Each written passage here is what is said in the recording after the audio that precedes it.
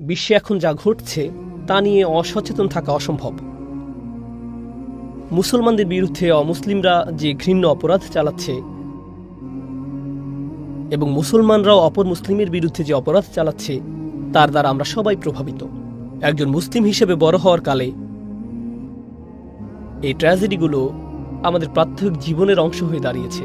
আমাদের মধ্যে যাদের বয়স 30-40 বছর, আপনারা দেখেছেন গত অর্ধ শতক বা তার চেয়েও বেশি সময় ধরে উম্মাহ শুধু একটি সংকটের পর আরেকটি, এরপর আরেকটি, এরপর আরেকটির মধ্য দিয়ে গত হয়েছে। এভাবে দীর্ঘ সময় পর কোনো ব্যক্তি একেবারে নিস্তেজ হয়ে পড়তে পারে। আবার শুরু হলো, এরপর আরেকটা, এরপর আরেকটা, এরপর আরেকটা। এত বেশি জনপদ আজ চলছে এবং এত বেশি জরুরি অবস্থা আজ মুসলিম জনপদগুলোতে, যেমন আমাদের প্রাণপ্রিয় ফিলিস্তিনে এই মুহূর্তে যা ঘটছে। একদিকে হতাশা, অন্যদিকে নিরুপায় অবস্থা। আমাদের পক্ষে কি করার আছে? ব্যাপারগুলো আমাদের সম্পূর্ণরূপে অভিভূত করে ফেলতে পারে। অনেক মানুষ আমাকে এই বিষয়ে বক্তব্য রাখতে বলেছেন, ফিলিস্তিন সম্পর্কে আমার চিন্তাভাবনা কি তা নিয়ে কথা বলতে বলেছেন, উম্মার অবস্থা নিয়ে আমি কি মনে করি। আমি আসলে কিছু সময় যাবৎ চুপ করেছিলাম, আমি কিছু বলিনি। আর এই খুতবাতেও এই নিয়ে কথা বলবো না। আমি সিদ্ধান্ত নিয়েছি প্রথমে নিজের চিন্তাভাবনাগুলোকে একত্রিত করতে। কারণ আমার প্রথম প্রতিক্রিয়া ছিল, আমি আগেও এটা অনুভব করেছি, আমি এই প্রতিক্রিয়া উম্মার কাছ থেকে আগেও দেখেছি। বস্তুত আমি এই প্রতিক্রিয়া দেখেছি চক্রাকারী চলতে প্রায় প্রতি সিজনে। ঠিক এই পরিস্থিতিতে আমরা বারবার ছিলাম। অতএব ক্ষোভ প্রকাশ করা, নির্যাতিত উম্মার জন্য দোয়া করা, এই ধারণাগুলোর সাথে আমরা সবাই পরিচিত, সবাই এই সম্পর্কে জানে। এই অনুভূতিগুলো সবার হয় এবং সবাই এই দোয়াগুলো করে থাকে। সবাই তাদের সামর্থ্য অনুযায়ী আর্থিক সাহায্যও করে থাকে। প্রতিবাদ মুসলিম দেশগুলোর বিরুদ্ধে যারা উম্মার জন্য কিছু করছে না, প্রতিবাদ জাতিসংঘের বিরুদ্ধে, প্রতিবাদ যুক্তরাষ্ট্রের বিরুদ্ধে, প্রতিবাদ ইসরায়েলের মতো অপরাধী রাষ্ট্রের বিরুদ্ধে, ইত্যাদি ইত্যাদি ইত্যাদি।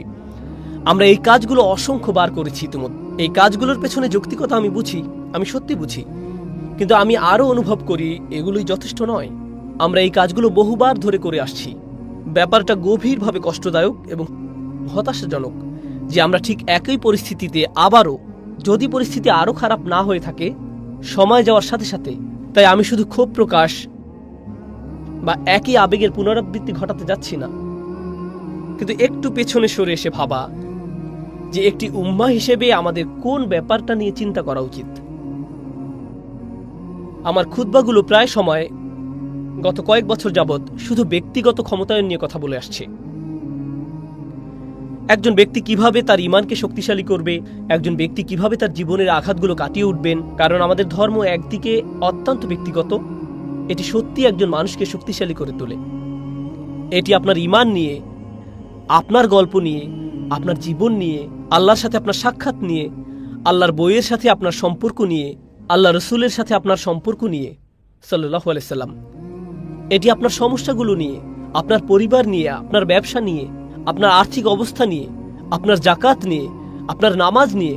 এটি খুবই ব্যক্তিগত একদিকে, কিন্তু অন্যদিকে আমাদের এই চেতনা প্রদান করা হয়েছে যে আমরা নিজেদের চেয়েও বিরাট কিছুর অংশ। শুধু পরিবার বা সমাজের নয়, আমরা একটি উম্মার অংশ। আমরা অনেক বড় কিছুর অংশ। যে জিনিসটির আমরা অংশ, যে অস্তিত্বের আমরা অংশ, সেটি জাতিগোষ্ঠীকে ছাড়িয়ে যায়। আমরা একই ভাষায় কথা না বলতে পারি, আমাদের মাঝে একমাত্র কমন বিষয় হলো লা ইলাহা ইল্লাল্লাহ মুহাম্মাদুর রাসূলুল্লাহ সাল্লাল্লাহু আলাইহি সাল্লাম। শুধু এটাই যথেষ্ট। আমরা সম্পূর্ণ ভিন্ন সংস্কৃতি, ভিন্ন পরিবেশ, ভিন্ন জাতি থেকে আসতে পারি। এমনকি আমাদের জীবন পদ্ধতি ভিন্ন ধরনের হতে পারে। সাংস্কৃতিক দিক থেকে আমরা একে অন্যের থেকে সম্পূর্ণ আলাদা হতে পারি, কিন্তু আমাদের মাঝে রয়েছে একটি দৃঢ় বন্ধন।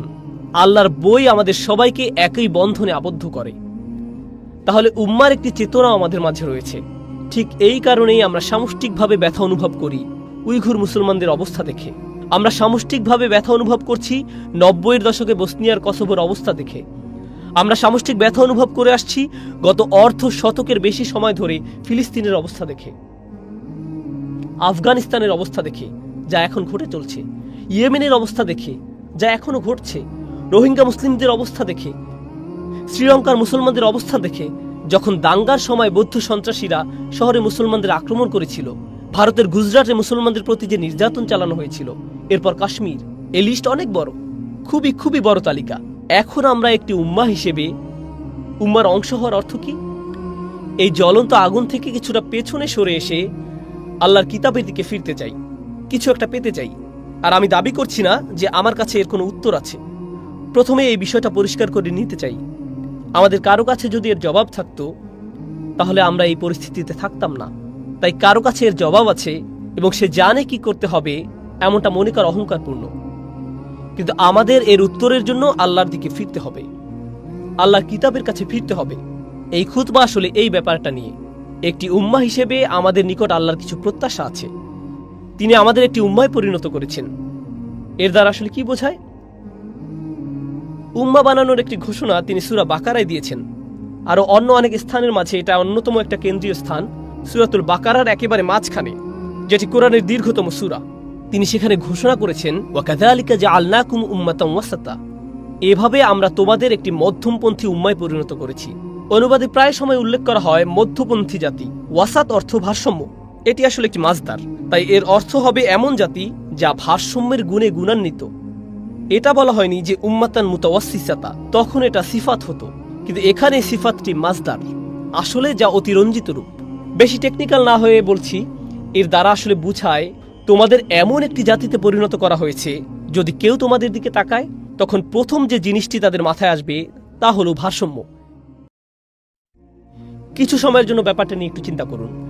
আল্লাহ বলছেন আমাকে আপনাকে তিনি এমন একটি উম্মাহ বানিয়েছেন যে উম্মাহ আসলে প্রায় নিজেই ভারসাম্যের সংজ্ঞা। নিজেই ভারসাম্যের সংজ্ঞা। দুনিয়াতে ভারসাম্য একটি গুরুত্বপূর্ণ বিষয়। এটি আসলে ন্যায় বিচারের সাথে সম্বন্ধযুক্ত। পৃথিবীর যে কোনো বিচার বিভাগে দাড়িপাল্লা দেখতে পাবেন আদালতের একটি প্রতীক হিসেবে। দেখবেন এক অন্ধ মহিলা মূর্তি দাড়িপাল্লা ধরে দাঁড়িয়ে আছে, বা শুধু দাড়িপাল্লা ঝুলানো আছে। কারণ আপনার পক্ষে ন্যায় বিচার পাওয়া সম্ভব নয় যতক্ষণ না ভারসাম্য খুঁজে পাবেন। আর আল্লাহ সুবহানাহু ওয়া তাআলা এমন কি ভারসাম্যের প্রতি নির্দেশ করেছেন, মিজানের কথা কোরআনে এসেছে। তিনি মহাবিশ্বকে ভারসাম্যপূর্ণ করে সৃষ্টি করেছেন।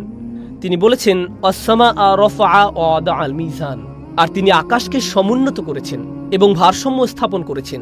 আল্লাহ তাতাগাউ ফিল মিজান, যাতে তোমরা দাড়িপাল্লা সীমালঙ্ঘন না করো।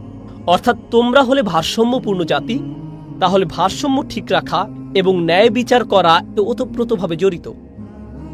এখন আমাদেরকে যে মধ্যমপন্থী উম্মত বানানো হয়েছে, এই ঘোষণাটি কোথায় এসেছে? এটি সূরাতুল বাকারার এমন এক স্থানে এসেছে যা গভীর ভাবনার দাবি রাখে। আমাদের পূর্বে আসা এক জাতি সম্পর্কে আল্লাহ কথা বলছেন, যাদেরকে বই দেয়া হয়েছিল। ঠিক যেমন আমরা একটি জাতি এবং আমাদেরকেও একটি বই দেয়া হয়েছে। তাদেরকে একটি কিতাব দেয়া হয়েছিল, তারা তাদের কিতাবের সাথে বহু শতাব্দী পার করেছে। আর আজ 2021 সাল, আজ যখন আমরা তাদের সম্পর্কে পড়ছি, আমাদেরকেও একটি কিতাব দেয়া হয়েছে, আর আমাদের উপরেও বহু শতাব্দী পার হয়ে গেছে। তাহলে আমাদের এবং তাদের মাঝে একটা কমন বিষয় রয়েছে। তাদেরকে একটি বই দেয়া হয়েছে আর তারা এর সাথে অনেক শতাব্দী অতিক্রম করেছে। আমাদেরকেও একটি বই দেয়া হয়েছে আর আমরাও এর সাথে অনেক শতাব্দী অতিক্রম করেছি। তারপর আল্লাহ বলছেন, এই কিতাবের মাধ্যমে একতাবদ্ধ হয়ে নিজেদের শক্তিশালী করার বিপরীতে তারা নিজেদের মাঝেই বিভক্তি তৈরি করল, পরস্পর সংঘর্ষে লিপ্ত হলো এবং পরস্পরকে হত্যা করল। আর তারা তাদের কিতাবের জ্ঞানকে ব্যবহার করল এক গ্রুপের উপর অন্য গ্রুপের শ্রেষ্ঠত্ব প্রতিষ্ঠা করার কাজে। ওমা তাফাররাকু ইল্লা মিন বাদি মা জাআহুমুল ইলম বাগিয়াম বাইনাহুম, তারা মতভেদ করেনি জ্ঞান আসা ব্যতীত, বিশেষ করে জ্ঞান আসার পর এক দলকে অন্য দলের উপর বড় করে তোলার ব্যাপারে তারা মতভেদে জড়িয়ে পড়ল। সুতরাং জ্ঞান ব্যবহার করা হলো এই দল সেই দলের মতকে খণ্ডন করার জন্য।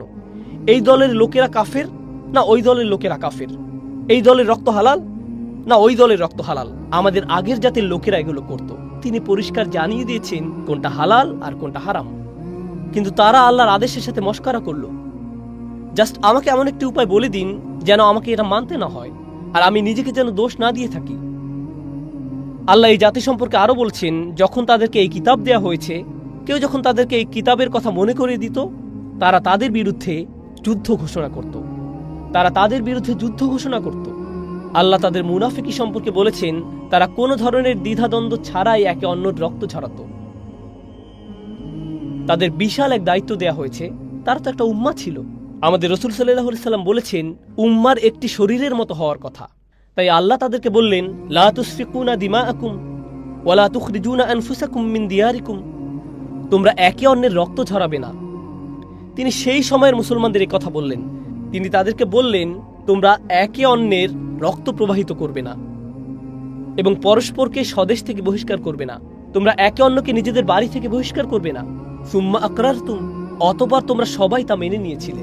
ওয়া আনতুম তাশহাদুন, এবং তোমরাও সাক্ষী ছিলে। সুম্মা আনতুম হাউলাই তাকতুলুনা আনফুসাকুম, অতঃপর তোমরাই তো তারা যারা নিজেদেরকে হত্যা করেছো। ওয়া তাখরুজুনা ফারিকাম মিনকুম মিন দিয়ারিহিম, এবং তোমাদের মধ্য থেকে একটি দলকে তাদের গৃহ থেকে বের করে দিচ্ছ। তাযাহারুনা আলাইহিম বিল ইসমি ওয়াল উদওয়ান, তোমরা নিজেরা তাদের বিরুদ্ধে অন্যায় ও সীমালঙ্ঘন করে পরস্পরের সহযোগিতা করেছ। অর্থাৎ তোমরা মুসলমানরা, মানে সেই সময়ের ইসরায়েলিরা, আক্রমণাত্মক পদক্ষেপ নিচ্ছ অন্য মুসলমানদের বিরুদ্ধে, সেই সময়ের আরেক ইসরায়েলিদের বিরুদ্ধে। এরপর এই সব কিছুর উপরে যখন তারা এই অন্যায় কাজে নিয়োজিত ছিল, একদল বিশ্বাসী অন্য আরেক দল বিশ্বাসীর বিরুদ্ধে যখন পরিস্থিতি একেবারে খারাপ হয়ে পড়েছিল, যখন মুসলমানরা একে অন্যের বিরুদ্ধে লড়াই করে, তখন কি হয়? আগের দিনে যখন ইসরায়েলিরা পরস্পর যুদ্ধে লিপ্ত হয়েছিল, তাদের সাম্রাজ্য দুর্বল হয়ে পড়েছিল।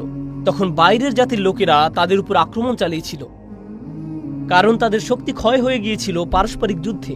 আর যখনই কোনো জাতি দুর্বল হয়ে পড়ে, তখন অন্য জাতি এর সুযোগ গ্রহণ করে। এমনটাই ঘটে।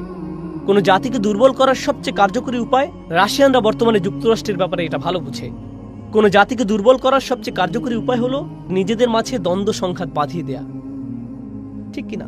তাই যখন সে সময়ের মুসলমানরা একে অন্যের বিরুদ্ধে দ্বন্দ্ব সংঘাতে জড়িয়ে পড়ল, তখন সিরিয়ানরা, ব্যাবিলনীয়রা, সে সময়ের শক্তিশালী জাতিগুলো যারা শক্তির দিক দিয়ে ইসরায়েলিদের সমতুল্য ছিল, তারা তাদের দুর্বলতা দেখল এবং তাদের উপর আক্রমণ চালাতে শুরু করল। যখন সেই কুফফার শক্তিগুলো এসে আক্রমণ চালাতে শুরু করলো, তখন বহু মুসলিমকে জেলে ঢুকানো হলো, বন্দী করা হলো, অনেকের উপর নির্যাতন চালানো হলো। এভাবে যখন একদল মুসলিমের উপর কুফফাররা নির্যাতন চালাতো, অন্য মুসলিম দল বলতো, তারা তোমাদের ভাই, তাদের মুক্ত করো। ওয়া ইয়াতুকুম উসারা তুফাদুহুম, তারা যখন বন্দী রূপে তোমাদের নিকট হাজির হয়, তখন তোমরা বলতে তাদের জন্য মুক্তিপণ দাও, তোমাদের ভাইদের জন্য মুক্তিপণ দাও। একই আয়াতে আল্লাহ বলছেন, তোমরা নিজেরাই একে অন্যের গলা কাটছিলে, আর এই গলা কাটার কারণে তোমরা এতই দুর্বল হয়ে পড়লে যে অন্য জাতি এলো এবং তোমাদের পরাভূত করলো। আর যখন তারা এভাবে তোমাদের পরাজিত করতে শুরু করলো, তখন তোমরা বলতে শুরু করলে, না না, আমাদের ভাইদের সাহায্য করো। কিন্তু তোমরাই তো শুরুতে এই দুর্বলতা সৃষ্টি করেছ, এটা তোমাদের হাতের কামাই। তোমরা তো ক্ষমতাশালী এক উম্মাহ ছিলে, আল্লাহ তোমাদের সাথে ছিল। ফাদ্দালতুকুম আলাল আলামিন, আল্লাহ ইসরায়েলিদের স্মরণ করিয়ে দিচ্ছেন, আমি তোমাদেরকে পৃথিবীর অন্য সব জাতির উপর উচ্চ মর্যাদা দিয়েছি। আল্লাহ তাদের সম্পর্কে কথা বলেছেন। তিনি তাদের সম্পর্কে আরো কি বলেছেন? তাদের স্থিতিশীলতা থাকতো, সুশাসন থাকতো, সমৃদ্ধি থাকতো এই পৃথিবীতেই, শুধু আখিরাতে নয়। একজন ব্যক্তি হিসেবে কাউকে জীবনে কঠিন সময় পার করতে হতে পারে, ইমানদার হলেও, তাই না?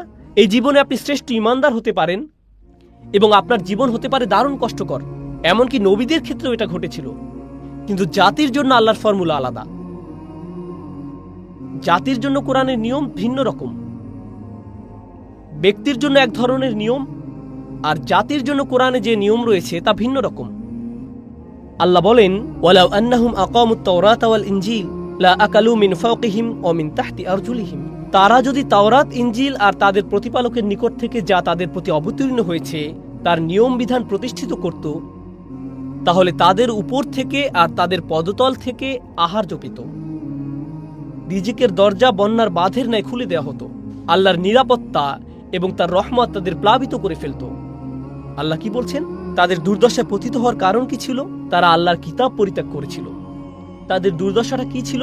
আল্লাহ ধাপে ধাপে তা সূরাতুল বাকারায় তুলে ধরেছেন। আমাদেরকে ভারসাম্যপূর্ণ জাতি বলার পূর্বে তারা ভারসাম্য হারিয়ে ফেলেছিল। প্রথমত, তারা নিজেদের মধ্যে দ্বন্দ্ব সংঘাতে জড়িয়ে পড়েছিল। নিজেদের মধ্যে এত বেশি সংঘাত হয় যে তারা দুর্বল এবং নগণ্য হয়ে পড়েছিল। আর যখন এভাবে তারা যথেষ্ট দুর্বল এবং নগণ্য হয়ে পড়ল, তারা শত্রুর সহজ শিকারে পরিণত হলো। আল্লাহ বলছেন, এখন তোমাদের কারো কারো তোমাদের বন্দীদের জন্য খারাপ লাগা শুরু করলো। এটা আমাদের ইতিহাস নয়, এটা বনী ইসরায়েলের ইতিহাস, যাদের সম্পর্কে আল্লাহ বলছেন তাদেরকে আল্লাহ একটি সম্মানিত উম্মায় পরিণত করেছিলেন এবং তাদেরকে অন্যদের উপরে উচ্চ মর্যাদা দিয়েছিলেন। কিন্তু তারা এটা নষ্ট করে ফেলেছিল। তাদের সে মর্যাদা আর অবশিষ্ট নেই। এখন আল্লাহ সিদ্ধান্ত নিলেন, শুধু সম্মান প্রদর্শন নয় আপনাকে এবং আমাকে, তিনি আমাদের পরীক্ষা করবেন সেই একই মর্যাদা দিয়ে। কেন সূরার অর্ধেক অংশে তাদের ব্যর্থতার কথা আলোচনা করা হয়েছে এবং এরপর আমাদের উদ্দেশ্য করে বলা হয়েছে, আমি তোমাদেরকে একটি ভারসাম্যপূর্ণ জাতি হিসেবে সৃষ্টি করেছি? তার কারণ হলো তাদের মতো বিশৃঙ্খলা সৃষ্টি করো না, তোমাদের অবস্থা যেন তাদের মতো না হয়। কারণ ওয়ালান তাজিদা লিসুন্নাতিল্লাহি তাবদীলা, আর তুমি আল্লাহর রীতিতে কখনোই কোনো পরিবর্তন পাবে না। আল্লাহর ফর্মুলা একই। আল্লাহ এই দুনিয়ায় একটি রীতি সৃষ্টি করেছেন। যখন মাটিতে কোনো বীজ বুনবেন এবং এর উপর পানি দিবেন, ভালো মাটি দিবেন, সূর্যের আলোর ব্যবস্থা করে দিবেন, তখন একটি চারা গাছের জন্ম নিবে। এটাই আল্লাহর সুন্নাহ। মাটি গাছের জন্ম দেয়নি, পানি গাছের জন্ম দেয়নি, সূর্য গাছের জন্ম দেয়নি। কিন্তু আপনি যদি এই প্রক্রিয়া অনুসরণ করেন, তাহলে আল্লাহর সুন্নাহ হলো তিনি একটি গাছকে জন্ম নেওয়ার অনুমতি দিবেন। কিন্তু যদি পানি না দেন, যদি ভালো বীজ না বুনেন, চারা গাছটির মৃত্যু হবে। এটাও আল্লাহর সুন্নাহ। আল্লাহ এভাবে এই দুনিয়ায় হুকুম বাস্তবায়ন করে থাকেন। এটা হলো একটি গাছ বড় করার সুন্নাহ। কিন্তু বিশ্বাসী একটি জাতির উত্থান, পতন, শক্তিমত্তা, দুর্বলতা কখন দেখা দিবে, তার জন্যও আল্লাহর একটি সুন্নাহ বর্তমান আছে।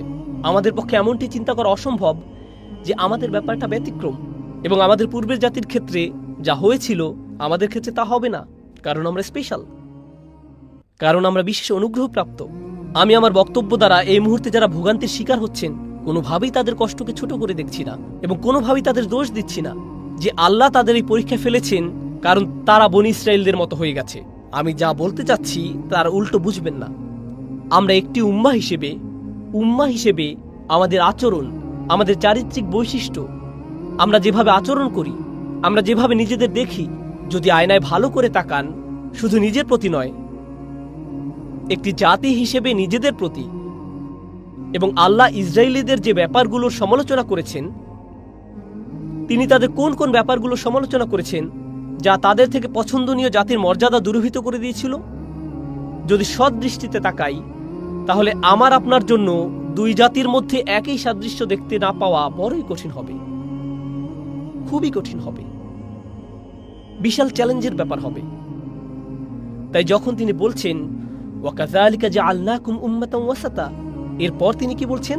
লিতাকুনু শুহাদা আলান নাস, যাতে তোমরা মানুষের উপর সাক্ষী হও। ভারসাম্যপূর্ণ জাতির তো এমন হওয়ার কথা। তারা আল্লাহর কিতাবের সাথে অবজ্ঞাপূর্ণ আচরণ করে না, তারা ন্যায়পরায়ণতার গুণে গুণান্বিত, তারা ঐক্যবদ্ধ জাতি, তাদের একের জন্য অন্যের রয়েছে চিরন্তন ভালোবাসা।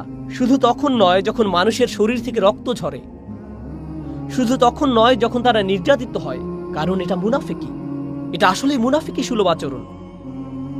ওহ, আমাদের ভাইদের শরীর থেকে রক্ত ঝরছে ফিলিস্তিনে।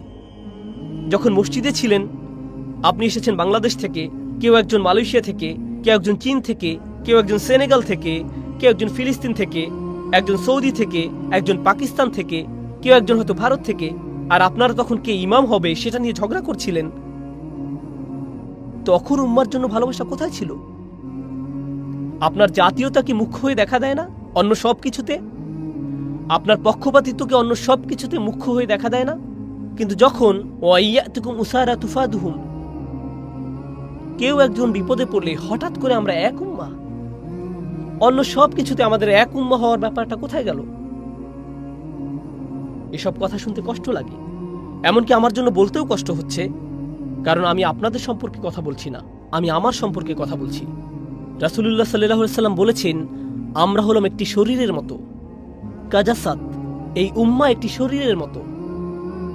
তাই আমি যখন উম্মার অবস্থা নিয়ে সমালোচনা করি, তখন আমি যেন আমার হাতের সমালোচনা করছি বা আমার পায়ের। এখনো আমি, এটা অন্য কেউ নয়, এটা অন্য কারো অপরাধ নয়। এই উপলব্ধিটা খুবই গুরুত্বপূর্ণ, কারণ এই আলোচনা শুনতে যতই হতাশাজনক লাগুক, আমাদের বুঝতে হবে অন্য মানুষেরা সমস্যা নয়, এটা অন্য একজনের জন্য নয়, এটা তাদের সমস্যা নয়। যদি ওই মুসলমানরা ভালো হয়ে যেত, তাহলে আমাদের সবার অবস্থা উন্নত হতো না। ওরা, তারা, এসব বলা বন্ধ করুন। আমরা সবাই এই সমস্যার অংশ, এটা সম্মিলিতভাবে আমাদের সমস্যা। পরিবারে যদি কোনো সমস্যা দেখা দেয়, আপনি তো তখন বলতে পারেন না এটা তাদের সমস্যা, এটা আমার বাবার সমস্যা, ওটা আমার ভাইয়ের সমস্যা। না, এটা আপনারও সমস্যা। আপনি তো একই বাসায় বাস করেন ভাই, একই বাসায়। এই উম্মাহ একটি বাসার মতো, এমনকি একটি বাসার চেয়েও বেশি। এটি একজন ব্যক্তির মতো। তাই আমাকেও সাবধান থাকতে হবে। যদি আমার হাত ব্যথা করে বা আমার হাত যদি প্যারালাইসিসে আক্রান্ত হয়, এর যা করার কথা তা যদি না করে, তখন তো আমি বলবো না স্টুপিড হাত। আমার ইচ্ছে হয় তুমি যদি আমার শরীরের অংশ না হতে তারপর এটা কাটা শুরু করলেন। এমনটা তো কেউ করে না। হাতটাকে সুস্থ করার জন্য আপনি সাধ্যের মধ্যে সবকিছু করবেন। ব্যথা কোথা থেকে আসছে তা শনাক্ত করার জন্য সবকিছু করবেন। আমাকে কি কি ঔষধ খেতে হবে, কিভাবে আমি এই সমস্যা থেকে মুক্তি পাবো। অনেক সময় এক রাতেই হয়তো সমস্যার সমাধান হয়ে যাবে না, সমাধান হতে কিছুটা সময় লাগবে। যে উপমাটি আমার মাথায় আসে, যে কারণে আমি চুপ করে থাকি, যে উদাহরণের কথা আমার মনে আসে, ধরুন এক ব্যক্তি অসুস্থ, সে দারুণ অসুস্থ। অনেককে দেখবেন দীর্ঘদিন যাবৎ জটিল ব্যাধিতে ভোগে, তো সে একই রকম ব্যাধিতে দীর্ঘদিন যাবৎ আক্রান্ত, কিন্তু সে এর জন্য কোনো চিকিৎসা গ্রহণ করে না।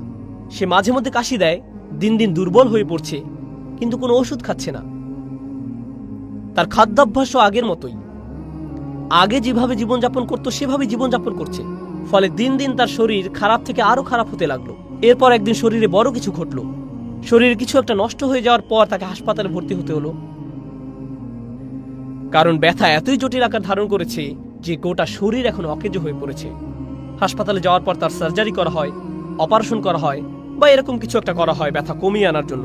কিন্তু এরপরেও লোকটা আগের মতোই ঘুমন্ত, তার জীবনযাপন এখনো পূর্বের ন্যায়। কোনো পরিবর্তন না আনলে আপনি তো সুস্থতা আশা করতে পারেন না। আমরা এটাই করি। যখন বড় ধরনের কোনো দুর্যোগ দেখা দেয়, তখন আমরা এক উম্মার ন্যায় আচরণ করি, তখন এক উম্মার চেতনা জাগ্রত হয়ে ওঠে। আমি দোয়া করছি আল্লাহ যেন মুসলমানদের স্বস্তি দান করেন। আমি দোয়া করছি আল্লাহ আজ্জা ওয়া জাল্লা যেন সেসব মুসলমানদের সবর এবং ধৈর্য দান করেন যারা বাচ্চা হারিয়েছেন, অনেক শিশু পিতামাতা হারিয়েছেন। যখন আপনি বোমা হামলার কথা চিন্তা করেন, যখন আমি আফগানিস্তানে নিহত হওয়া মেয়েগুলোর কথা চিন্তা করছিলাম, যখন আমি তাদের কথা ভাবছিলাম, আমি নিজেও একজন পিতা, আমারও মেয়ে আছে, আমি কেমন বাকরুদ্ধ হয়ে যেতাম। আমি কি কোনো কথা বলতে পারতাম যখন এটা ঘটত? আমি যদি সত্যি সেই ব্যথা অনুভব করে থাকি, এই ব্যথা অনুভব করার পর আমার কি করার আছে? আমাদের তো কিছু একটা করতে পারার কথা। শুধু ব্যক্তি হিসেবে নয়, আমাদের ভাবতে হবে কিভাবে আমরা এক উম্মাহ হিসেবে আমাদের মর্যাদা পুনঃপ্রতিষ্ঠা করব। এটা ঘটতে হবে। এটা হালকা কোনো আলোচনা নয়, এটা খুবই সিরিয়াস একটি আলোচনা। প্রতিটি তরুণ তরুণী যারা আমার কথা শুনছো, অনলাইনে শুনছো, বা যারা আমার সামনে আছো, আল্লাহ আমাদেরকে এই পৃথিবীতে শুধু হালাল খাবার আহার করার জন্য প্রেরণ করেননি, বা ঈদের দিন কোলাকুলি করার জন্য প্রেরণ করেননি, এবং জীবন সাধারণ নিয়মে চলতে থাকবে।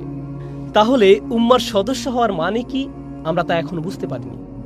আপনি হয়তো ব্যক্তি হিসেবে মুসলিম হওয়ার মানে কি তা বুঝতে পেরেছেন, কিন্তু একটি উম্মার অংশ হওয়ার মানে কি এ ব্যাপারে আপনার কোনো ধারণাই নেই। উম্মার সদস্য হওয়ার মানে আমার চেয়েও বড় কিছু বর্তমান আছে, আমাকে যার ব্যাপারে সচেতন থাকতে হবে, মনের মধ্যে কিছু চিন্তা থাকতে হবে, কিছুটা ভাবনা থাকতে হবে, আর এই ভাবনাগুলো প্রকাশ ঘটতে হবে সুচিন্তিত কিছু কর্মতৎপরতার মাধ্যমে। আমি বলছি না যে এর উত্তর আমার কাছে আছে, আমি শুরুতেই পরিষ্কার করেছি, কিন্তু আমাদের ভেতরে অন্ততপক্ষে উম্মা নিয়ে গভীর ভাবনা থাকতে হবে।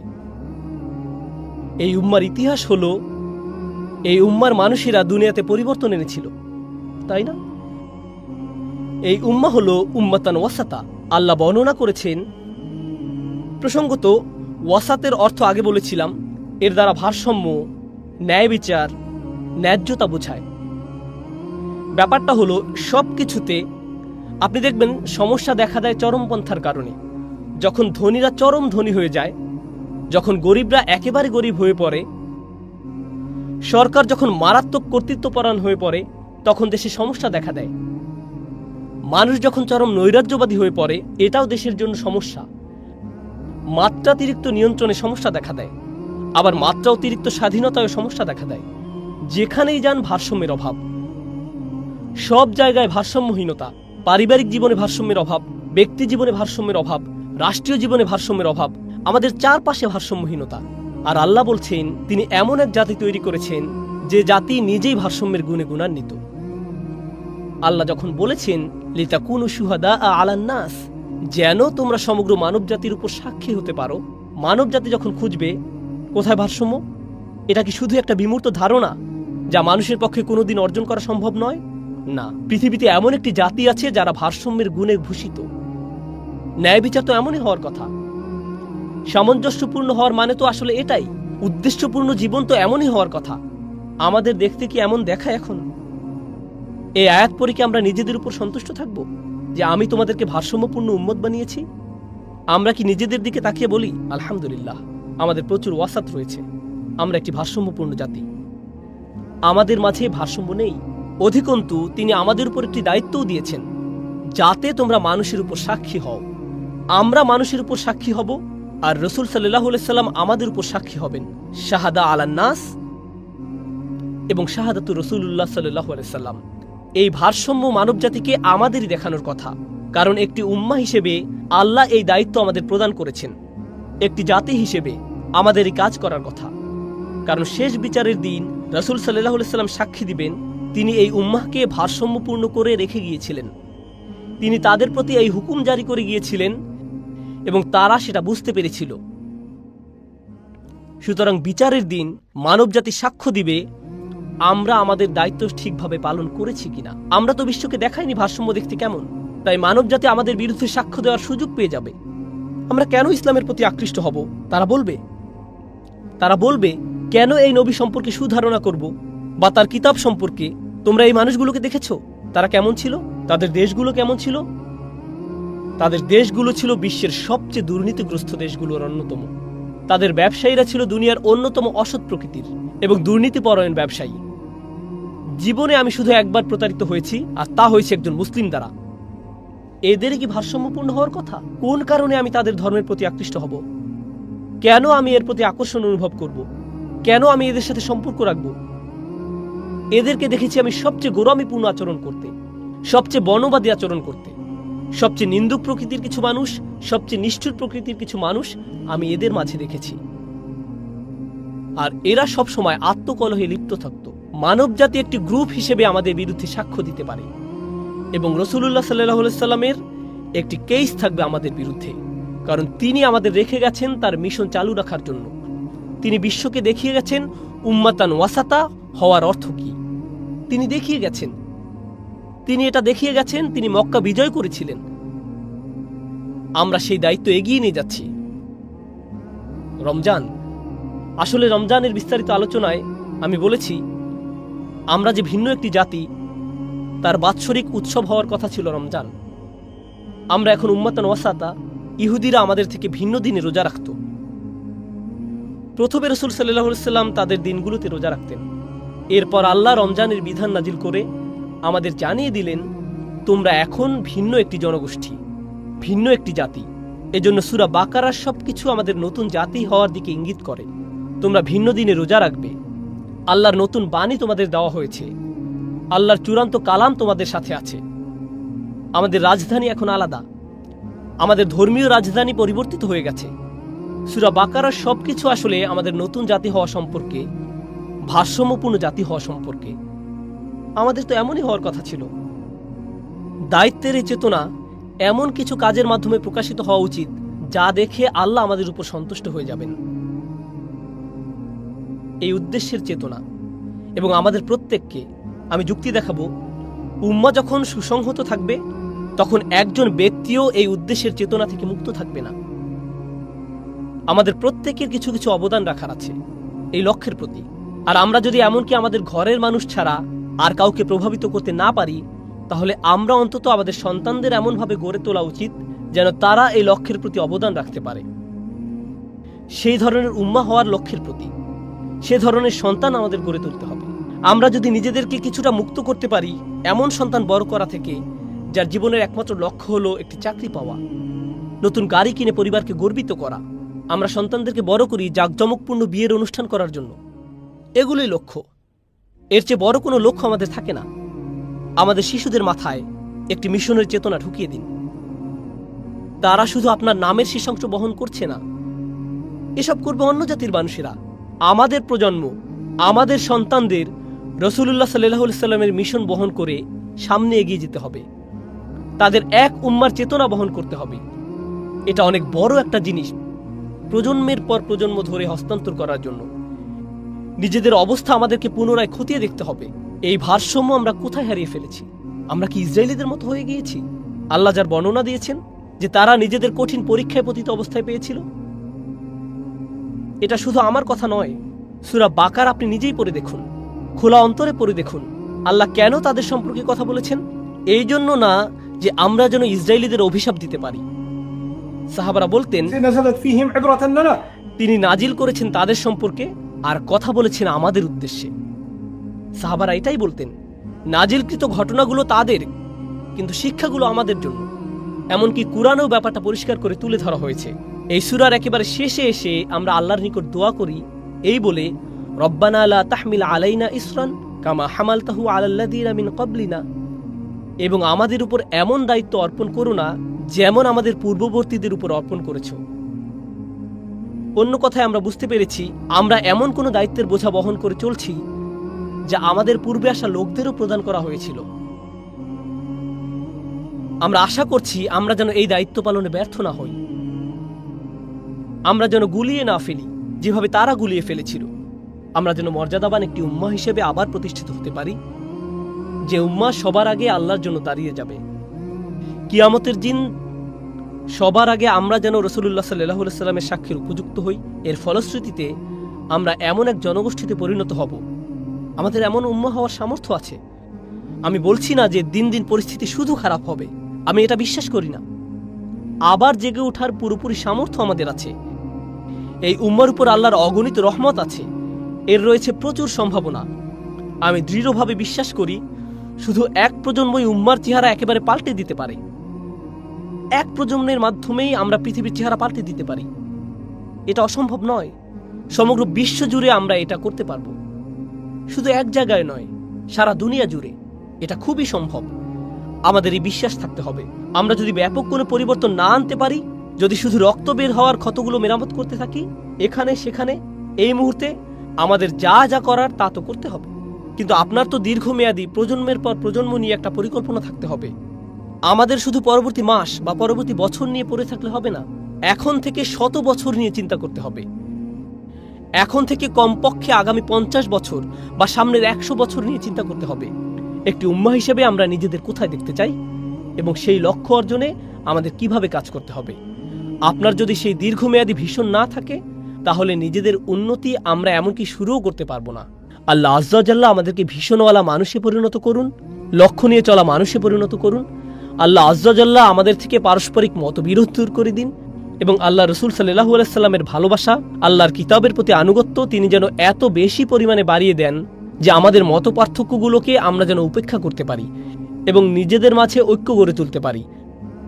আমরা যেন উম্মার অন্তরের সত্যিকারের ভালোবাসা, মমতা এবং ঐক্য পেতে সমর্থ হই। ফলশ্রুতিতে আমরা যেন এমন উম্মায় পরিণত হতে পারি যে উম্মার পক্ষে রাসূলুল্লাহ সাল্লাল্লাহু আলাইহি সাল্লাম কিয়ামতের দিন সাক্ষ্য দিবেন। বারাকাল্লাহু লি ওয়া লাকুম ফিল কুরআনিল হাকিম ওয়া নাফা'নি ওয়া ইয়্যাকুম বিল আয়াতি ওয়া যিকরি।